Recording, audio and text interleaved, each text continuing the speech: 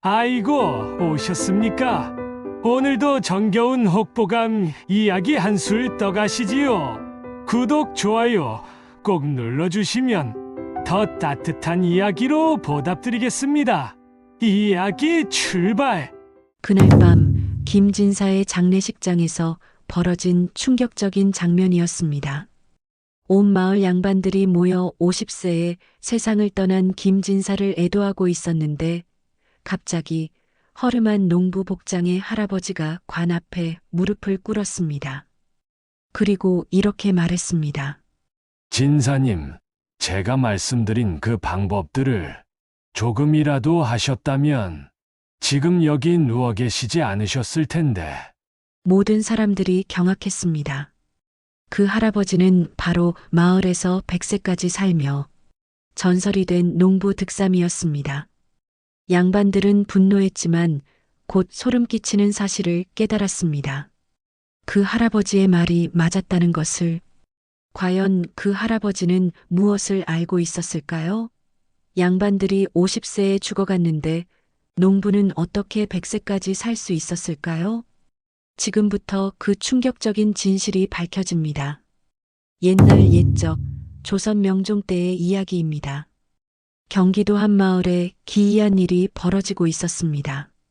부유한 양반들이 하나둘 원인 모를 병으로 쓰러져 가고 있었던 것입니다. 먼저 박참판이 48세에 갑자기 쓰러졌습니다.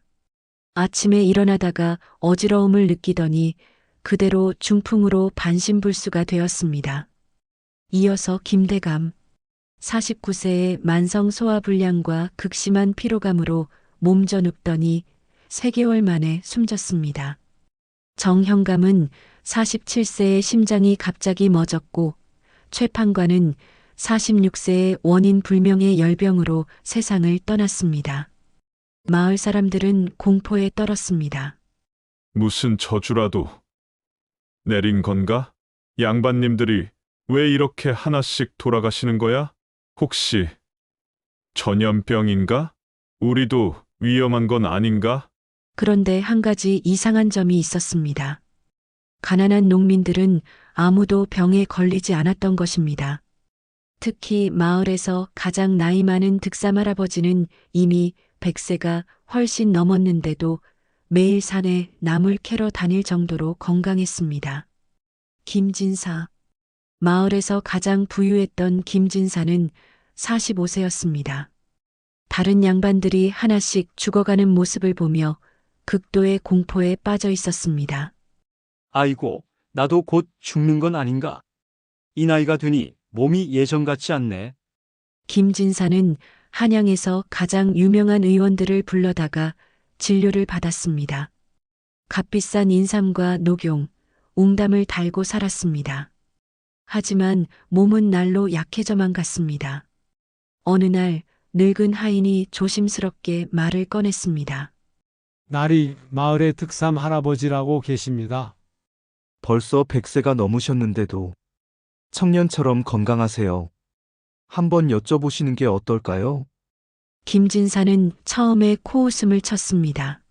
그 무식한 농부가 나보다 뭘 더 안다는 거냐? 내가 얼마나 많은 의원들을 만나고 비싼 약을 먹었는데. 하지만 시간이 갈수록 두려움은 커져만 갔습니다. 결국 체면을 버리고 득삼 할아버지를 찾아가기로 했습니다. 김진사가 가마를 타고 득삼 할아버지의 허름한 초가집에 도착했을 때 그는 믿을 수 없는 광경을 목격했습니다. 100세가 넘은 할아버지가 맨발로 마당을 활보하며 나무를 하고 있었던 것입니다. 그 모습은 45세인 자신보다도 훨씬 활기차 보였습니다. 진사님, 어서 오십시오. 무슨 일로 이런 시골까지 오셨나요? 득삼 할아버지의 목소리는 또랑또랑했고 눈빛은 맑았습니다. 김진사는 충격을 받았습니다. 할아버님, 정말 100세가 넘으셨다고 하는데 어떻게 이렇게 건강하실 수 있습니까? 득삼 할아버지는 웃으며 대답했습니다. 진사님, 특별한 비법이 있는 것은 아닙니다. 다만 양반님들과는 조금 다르게 살 뿐이지요. 김진사가 간절히 물었습니다. 제발 알려주십시오. 저도 다른 양반들처럼 일찍 죽고 싶지 않습니다. 득삼할아버지는 김진사의 절박한 모습을 보고 고개를 끄덕였습니다. 그럼 제가 평생 지켜온 3가지를 말씀드리지요. 하지만 진사님이 실천할 수 있을지는 모르겠습니다. 득삼할아버지가 첫 번째 비법을 말했습니다. 진사님, 저는 평생 맨발로 흙을 밟고 살았습니다. 하루도 빠짐없이 새벽에 맨발로 1시간씩 땅을 걸었어요. 김진사는 어이가 없었습니다. 맨발로요? 그 더러운 흙을 맨발로 밟으라는 말씀입니까? 득삼할아버지의 눈빛이 날카로워졌습니다. 진사님, 그 더러운 흙이라고 하시는 것에서 우리가 먹는 곡식과 채소가 자라납니다. 그 흙이 더럽다면 우리가 먹는 모든 것이 더러운 것 아닙니까? 김진사는 말문이 막혔습니다. 득삼할아버지가 계속 말했습니다. 발바닥에는 우리 몸의 모든 혈자리가 모여 있습니다. 맨발로 울퉁불퉁한 땅을 걸으면 이 혈자리들이 자극받아서 온몸에 기운이 돕니다. 특히 새벽의 차가운 흙은 몸 안에 나쁜 열기를 빼내줍니다. 김진사가 의심스럽다는 표정으로 물었습니다. 정말 그런 효과가 있습니까? 득삼할아버지는 자신의 발을 보여주었습니다. 100세가 넘은 발이지만 놀랍도록 건강해 보였습니다. 진사님, 제 나이가 몇 살인지 아시죠? 하지만 발목 관절염도 없고 무좀도 없습니다. 혈액순환이 잘 돼서 발가락 끝까지 따뜻해요. 김진사는 자신의 발을 생각해 보았습니다. 항상 비싼 신발에 쌓여 있어서 축축하고 냄새가 났으며 발목도 자주 아팠습니다. 그런데 이때 갑자기 충격적인 일이 벌어졌습니다. 마을에서 달려온 사람이 외쳤습니다. 큰일 났습니다. 김진사님, 박참파님이 방금 돌아가셨습니다. 김진사는 얼굴이 하얗게 변했습니다. 박참파는 자신과 같은 나이였습니다. 김진사는 공포에 떨며 득삼할아버지에게 매달렸습니다. 할아버님, 제발 나머지 비법도 빨리 알려주십시오. 득삼할아버지가 두 번째 비법을 말했습니다. 저는 평생 하루에 2끼만 먹었습니다. 아침에 나물죽 1그릇, 저녁에 된장국과 나물, 반찬 조금씩만요. 김진사는 믿을 수 없다는 표정을 지었습니다. 2끼요? 그럼 점심은 안 드신다는 말씀입니까? 그리고 그렇게 적게 드셔도 힘이 나십니까? 득삼할아버지는 웃었습니다. 진사님, 보시다시피 저는 이 나이에도 나무를 하고 밭일을 합니다. 힘이 부족하다면 어떻게 이런 일을 할 수 있겠습니까? 김진사는 자신의 식사를 떠올렸습니다. 하루 세끼에 각종 간식, 야식까지. 그런데도 늘 소화불량에 시달렸습니다. 득삼할아버지가 말을 이었습니다. 사람의 위장은 주먹만 합니다. 그런데 너무 많이 먹으면 위가 늘어나서 제 기능을 하지 못해요. 음식이 썩으면서 독이 됩니다. 그 독이 온몸으로 퍼져서 병이 되는 거예요. 그때 득삼할아버지가 충격적인 말을 했습니다. 진사님, 양반님들이 드시는 그 비싼 보약들, 사실은 독약과 다름없습니다. 뭐라고요? 인삼, 녹용, 웅감, 이런 것들은 모두 몸에 열을 올리는 약재들입니다. 젊은 사람이 기운이 없을 때나 먹는 거예요. 나이 들어서 이런 걸 계속 먹으면 몸 안에 열이 과하게 쌓여서 혈관이 터지거나 심장에 무리가 옵니다. 김진사는 소름이 돋았습니다. 지금까지 자신이 건강을 위해 먹었던 것들이 오히려 독이었다는 말인가? 반대로 산나물과 들나물은 몸에 열을 식혀주고 독을 빼내줍니다. 돈 한 푼 안 들지만 어떤 명약보다 효과가 좋아요. 득삼 할아버지가 마지막 비법을 말했습니다. 가장 중요한 것은 마음입니다. 저는 평생 걱정을 하지 않고 살았어요. 김진사는 이해할 수 없었습니다. 걱정을 안 하고 사신다고요? 그게 어떻게 가능합니까? 득삼 할아버지의 표정이 진지해졌습니다. 진사님, 걱정이 모든 병의 근원입니다. 걱정하면 잠을 못 자고, 밥맛이 없어지고, 온몸이 굳어집니다. 그러면 혈액순환이 안 되고, 면역력이 떨어져요. 김진사는 자신을 돌아보았습니다. 관직 걱정, 재산 걱정, 자식 걱정으로 하루도 편할 날이 없었습니다. 득삼 할아버지가 말을 이었습니다. 양반님들은 가진 것이 많으니까 잃을까봐 두려워하시죠.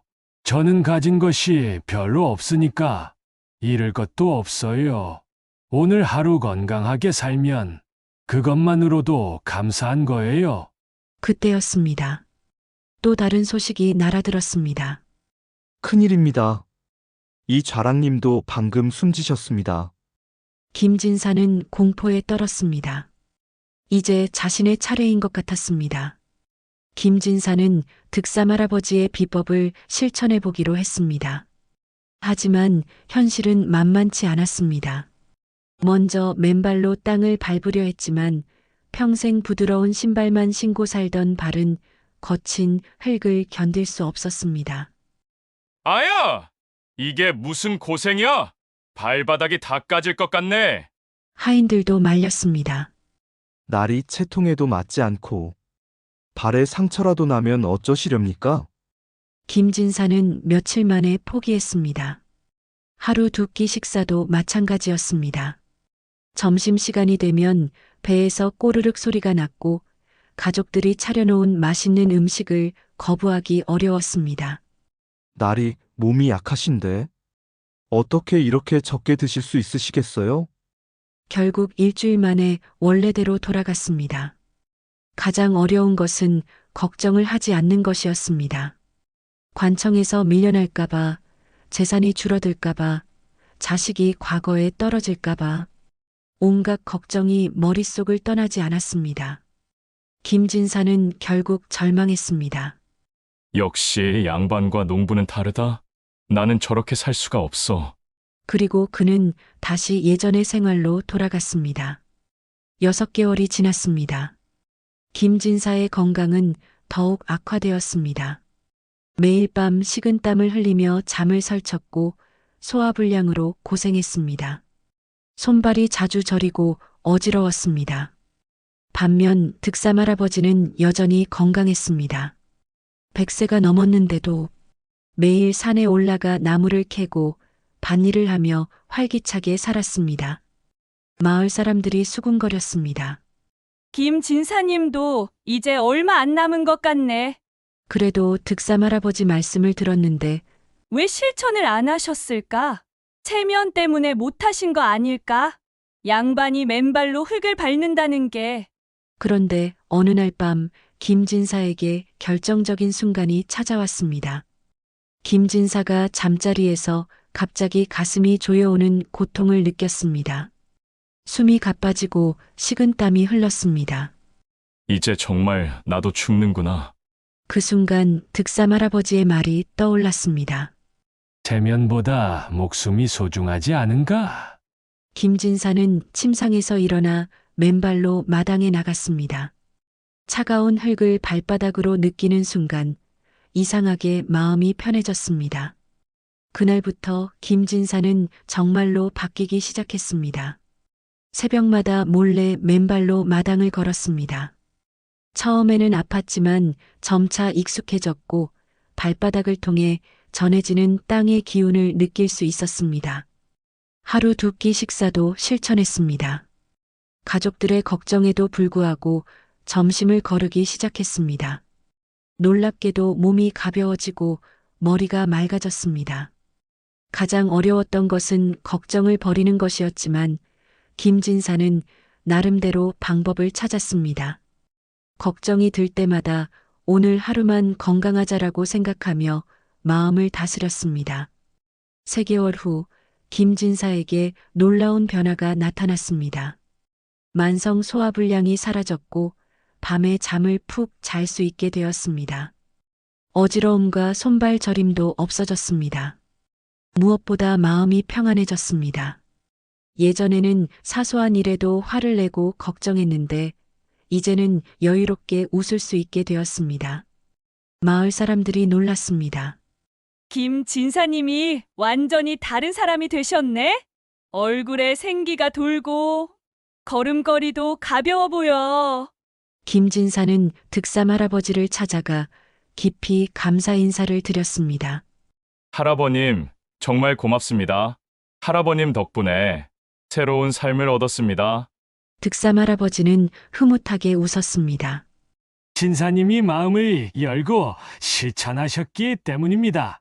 저는 그저 길을 알려드렸을 뿐이에요. 김진사의 변화를 본 다른 사람들도 조금씩 관심을 갖기 시작했습니다. 젊은 현감이 부임해 와서 득삼 할아버지를 찾아뵀습니다. 할아버님, 저도 그 3가지 비법을 배우고 싶습니다. 득삼 할아버지는 기꺼이 가르쳐 주었습니다. 젊은 현감은 체면을 버리고 열심히 실천했고 마을 다스리는 일이 훨씬 수월해졌습니다. 마을의 일반 농민들도 더욱 적극적으로 득삼 할아버지의 가르침을 따랐습니다. 그 결과 마을 전체가 더욱 건강해졌습니다.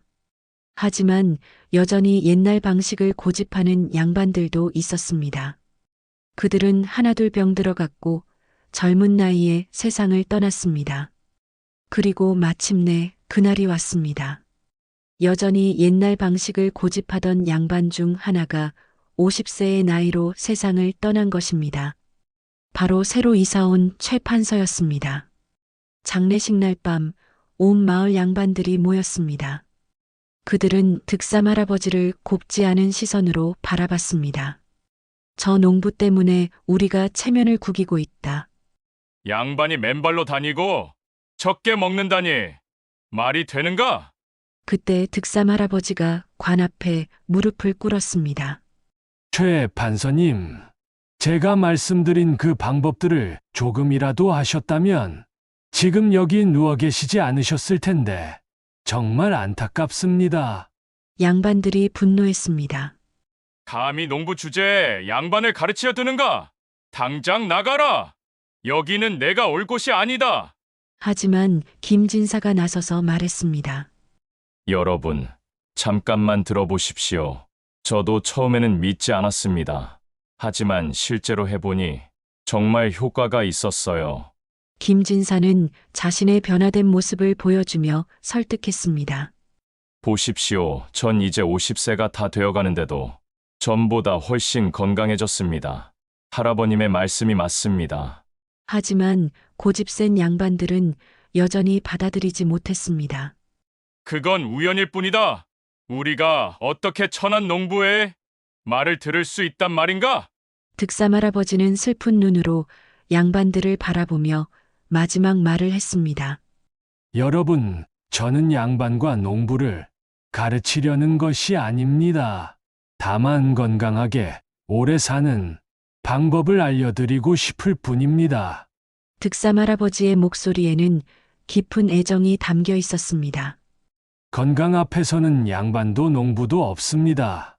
모두 같은 사람일 뿐이에요. 체면보다 생명이 소중하지 않습니까? 그리고 가장 중요한 말을 했습니다. 진짜 귀한 것은 돈으로 살 수 없습니다. 맑은 공기, 깨끗한 물, 자연의 기운. 이런 것들은 가난한 농부나 부유한 양반이나 똑같이 누릴 수 있어요. 하지만 양반님들은 이런 것들을 외면하고 인위적인 것들만 찾으시죠. 그래서 병이 나는 겁니다. 득삼 할아버지는 마지막으로 이렇게 말했습니다. 건강의 비법은 특별한 것이 아닙니다. 자연스럽게 사는 것, 욕심을 부리지 않는 것, 마음 편히 사는 것, 이 3가지만 지키면 누구든 건강하게 오래 살 수 있어요. 득삼 할아버지의 말을 끝까지 거부한 양반들은 계속해서 하나씩 세상을 떠났습니다. 어떤 이는 45세에, 어떤 이는 48세에, 또 어떤 이는 52세에 모두 각종 성인병으로 고통받다가 죽어갔습니다. 반면 득삼 할아버지의 가르침을 받아들인 사람들은 건강하게 살았습니다. 김진사는 75세까지 무병장수했고 젊은 현감도 80세가 넘도록 건강하게 살았습니다. 마을의 농민들은 더욱 건강해졌고 득삼 할아버지의 가르침을 따른 다른 마을 사람들도 모두 장수했습니다. 득삼 할아버지는 115세가 되던 해 봄날 평소처럼 산에 나물 캐러 갔다가 큰 나무 아래에서 편안히 잠들듯 세상을 떠났습니다. 그의 마지막 모습은 고통스럽지 않았습니다. 오히려 만족스러운 미소를 지으며 자연으로 돌아갔습니다. 현대인들에게 주는 메시지. 득삼 할아버지의 이야기는 단순한 옛날 이야기가 아닙니다. 오늘날 우리에게도 큰 교훈을 주는 조선시대 이야기입니다. 현대에도 똑같은 일이 벌어지고 있습니다. 돈이 많다고 비싼 건강식품을 먹는다고 해서 건강한 것은 아닙니다. 오히려 자연스럽고 소박한 생활이 진정한 건강을 가져다 줍니다. 첫 번째, 현대 과학이 증명한 맨발 걷기의 효과입니다. 요즘 어싱이라고 불리는 이 방법은 실제로 염증을 줄이고 스트레스 호르몬을 감소시키며 혈액순환을 개선한다는 것이 연구로 밝혀졌습니다. 두 번째, 소식의 과학적 근거입니다. 칼로리 제한은 세계적인 장수 연구에서 가장 확실하게 검증된 방법입니다. 과식은 활성산소를 증가시키고 염증을 유발하여 노화를 촉진합니다. 세 번째, 스트레스 관리의 중요성입니다. 만성 스트레스는 모든 질병의 근원입니다. 웃음과 긍정적인 마음가짐은 면역력을 높이고 자연 치유력을 촉진합니다. 득삼 할아버지는 현대 과학이 밝혀낸 건강법을 이미 수백 년 전에 실천하고 있었던 것입니다. 특히 시니어 여러분들께서는 득삼 할아버지의 지혜를 꼭 기억하셨으면 합니다. 나이가 들수록 건강이 가장 소중합니다. 하지만 건강은 돈으로 사는 것이 아니라 매일의 작은 습관으로 만드는 것입니다. 비싼 건강식품이나 보약에만 의존하지 마시고 자연스러운 방법을 시도해 보세요. 맨발로 흙을 밟기 어려우시면 집 안에서라도 맨발로 다니세요. 발바닥 지압 효과가 있습니다. 하루 세 끼를 다 드시기 어려우시면 적어도 과식은 피하세요. 소식이 장수의 비결입니다. 무엇보다 걱정과 스트레스를 줄이려 노력하세요. 웃음과 여유로운 마음이 최고의 명약입니다. 득삼 할아버지가 마지막에 남긴 말씀을 다시 한번 전해드립니다. 건강은 사는 것이 아니라 만드는 것입니다. 자연스럽게 살고 욕심을 부리지 말고 마음 편히 사세요. 그러면 누구든 건강하게 오래 살 수 있습니다. 이것이 바로 조선시대로부터 전해 내려오는 진정한 건강의 비밀입니다. 득삼 할아버지가 세상을 떠난 후 그의 이야기는 민담이 되어 전국에 퍼져나갔습니다. 어떤 마을에서는 그를 신선이라고 했고 어떤 곳에서는 산신령이라고 했습니다. 하지만 진실은 더 단순했습니다. 그는 그저 자연의 이치에 순응하며 소박하게 산 평범한 농부였습니다. 다만 그 평범함 속에 진정한 지혜가 숨어 있었던 것입니다. 오늘날에도 득삼 할아버지 같은 분들이 계십니다. 건강하게 장수하시는 어르신들을 보면 공통점이 있습니다. 규칙적인 생활, 소식, 그리고 긍정적인 마음가짐. 이 세 가지를 지키며 사시는 분들입니다. 반대로 젊은 나이에 건강을 잃는 분들도 있습니다. 대부분 과로, 과식, 과도한 스트레스 때문입니다. 득삼 할아버지의 이야기는 허황된 전설이 아닙니다. 오늘 당장 실천할 수 있는 현실적인 건강 지침서입니다. 여러분, 오늘 이 감동적인 조선시대 건강야담을 들으시면서 어떤 생각이 드셨나요? 득삼 할아버지의 115년 인생이 우리에게 남긴 가장 소중한 교훈은 이것입니다. 진정한 부자는 돈이 많은 사람이 아니라 건강한 사람이며, 진정한 귀족은 지위가 높은 사람이 아니라 지혜로운 사람이라는 것입니다. 시니어 여러분들께서도 득삼 할아버지의 3가지 비법을 기억하시고 건강하고 행복한 나날 보내시길 바랍니다. 이런 유익한 전설과 야담을 오디오북으로도 들으실 수 있으니 언제든지 반복해서 들으시며 건강한 하루하루를 만들어 가세요. 오늘 이야기가 도움이 되셨다면 구독과 좋아요 부탁드립니다. 다음에도 시니어 여러분들께 유익한 한국 전설과 민담, 그리고 옛날 이야기로 찾아뵙겠습니다. 건강하세요.